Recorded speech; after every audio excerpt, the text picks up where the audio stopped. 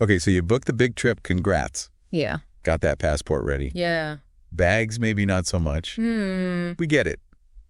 Planning a trip, especially your first tip, can feel like you're like climbing Mount Everest of to-do lists. But that's why we're here. We dug through a ton of these first-timer travel tips, and let me tell you, some of these are like pure gold. You'll wish you knew this stuff ages ago. Everyone feels that, like, that jumble of, oh my God, I'm so excited, but also, wait, am I forgetting something? You know, before that first big trip, Right. think of this as like your shortcut to just enjoying every moment without that like nagging feeling that you missed something super important. Love it. And this first tip really threw me for a line. It's called the first night fallacy. Okay. It basically says, even if you're like all about just winging it on vacation plan that first night, like down to the very last detail. Interesting. Now, I know what you're thinking, but I'm all about spontaneity. Yeah. Trust me, I get it. I do too. So help me understand this. Why is nailing down that first night so important? All right, so picture this. You finally land, you're exhausted, maybe a little delirious from that time change.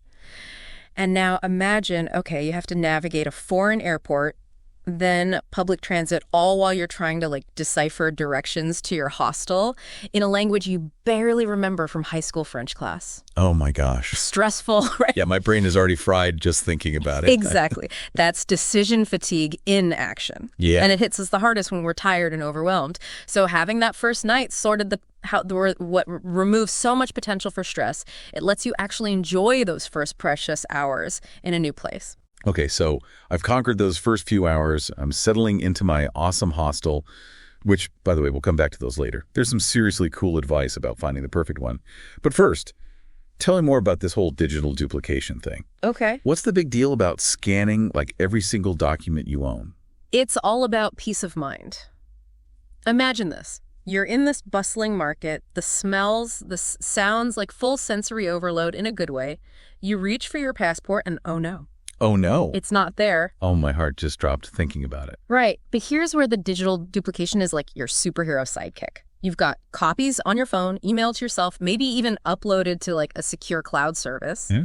That passport mishap, inconvenience, not a trip ruiner. Okay, that's genius. Right. Speaking of being prepared, let's talk about those pre-trip to-dos. The ones that you know often get pushed aside until like the very last minute. Yes, the ones that can really mess things up if you're not careful.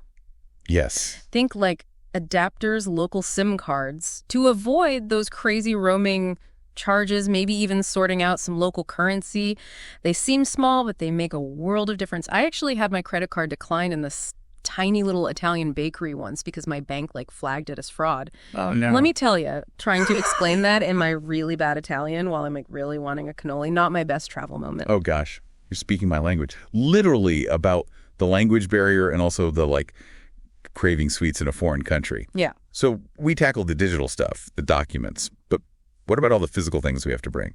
How do I avoid looking like I'm carrying my entire life on my back? Right. The art of packing light, it's a game changer, trust me. The source talks about packing versatile clothing, and they are so right. Okay. You don't need to bring your entire closet for like a week-long trip. Instead, think about like a mini capsule wardrobe.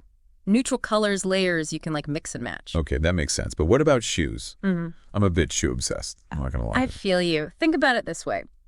A comfy pair for walking around, maybe something a little dressier if you're planning on going to some nice dinners, and a pair of sandals if it's going to be hot. That's usually all you need. Okay. And don't forget, rolling your clothes is like the best thing ever.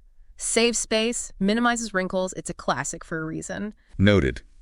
Rolling, not cramming. Yeah. All right, on to something that's super important but can feel a little intimidating, especially for a newbie like myself.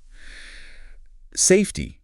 What are some like key things to keep in mind to stay safe without like letting fear ruin the whole experience? It's about finding a good balance between awareness and paranoia, you know? Right. Like the tips here about being mindful of your surroundings, not flashing around expensive stuff, sharing your itinerary with someone back home. It's all really solid advice. It's not about like being scared. It's about being smart about things. Right, like I wouldn't walk around my own city at night like waving cash around. Same principle applies when I'm in a new place. Exactly. Trust your gut. If something feels off, it probably is.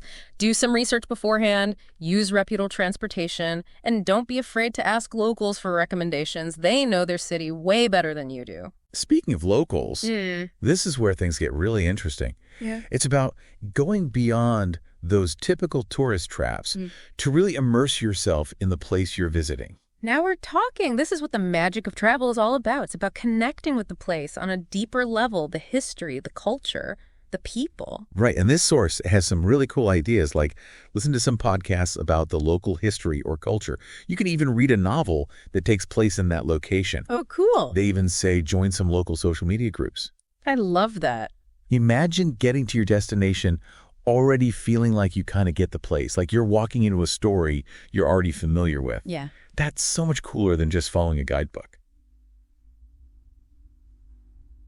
Speaking of cool, you know what else I thought was really interesting? Learning a few basic phrases in the local language. Even just, hello, thank you, where's the bathroom? It makes a huge difference. It shows that you're making an effort, and you'd be surprised how much even just a few words can help you connect with people. Right, like that saying, a little effort goes a long way. Speaking of effort, I remember this one time I was trying to order a croissant in Paris using only my best guess and some interpretive dance. Oh, no. Let's just say a little French would have gone a long way that day. Oh, I've totally been there. Those moments, while they might be funny stories later, really show you how important it is to know even just a couple phrases in the language. Yeah. It's about closing that gap between cultures a little, showing you're not just some tourist passing through, but that you really want to connect with the place and its people. Totally. Yeah. It's those little moments, those little interactions where you connect with somebody that turn into the best travel stories. Yeah. So as we're wrapping up this deep dive, any final words of wisdom for our listener who's about to head out on their first big trip? What's one thing you wish someone had told you before you went on your first big adventure? Don't be afraid to get lost. And I mean that literally and figuratively. I like that. Some of my favorite travel memories are from times I just completely tossed out the itinerary and wandered.